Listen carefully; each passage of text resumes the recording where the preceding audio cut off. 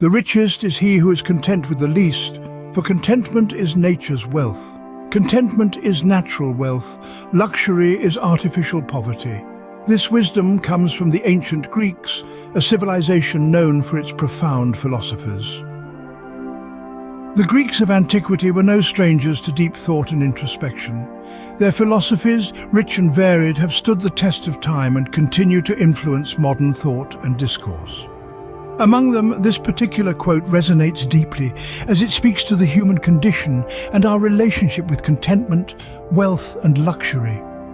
This wisdom, born out of a time when life was simpler yet no less complex in its existential queries, invites us to question our own understanding of wealth. It nudges us to consider whether true richness perhaps lies not in the abundance of possessions, but in the depth of our contentment. Now, let's dissect this quote piece by piece to fully grasp its profound implications. Let's start with the first part. The richest is he who is content with the least. This profound statement posits that true wealth is not about having a lot, but rather needing little. It's a philosophy that shifts our conventional understanding of wealth from an external measure to an internal one. It's not about the size of your bank account, the car you drive, or the square footage of your home.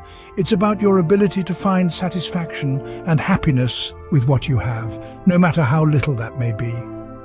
In today's era of constant comparison, where social media feeds are filled with the glittering highlights of others' lives, this wisdom from the ancient Greeks is more relevant than ever. We are often lured into a relentless pursuit of more money, more possessions, more success. But this quote challenges us to step back and question, do I really need more to feel rich? The ancient Greeks understood that contentment comes from appreciating what you have, rather than longing for what you don't.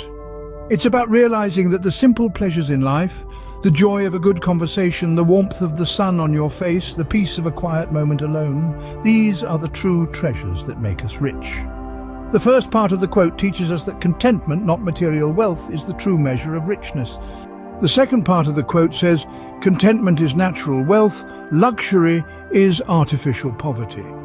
Now, this part of the wisdom suggests that real wealth springs effortlessly from contentment. It's a state of being rich in happiness, peace and fulfillment. On the flip side, luxury, despite its glittering facade of wealth, is likened to poverty. Why? Because it can breed discontentment, always desiring more, never truly satisfied. So the ancient Greeks teach us that true wealth lies in contentment, and the pursuit of luxury can lead to a form of poverty. So what can we learn from this ancient Greek wisdom? We've delved deep into the meaning behind these words and discovered the profound truth they hold. Contentment, being satisfied with what we have, is the real wealth. It's a wealth that doesn't deplete, that doesn't rely on external factors. It's a wealth that comes from within and fills our lives with peace and satisfaction. On the other hand, we've seen the deceptive nature of luxury.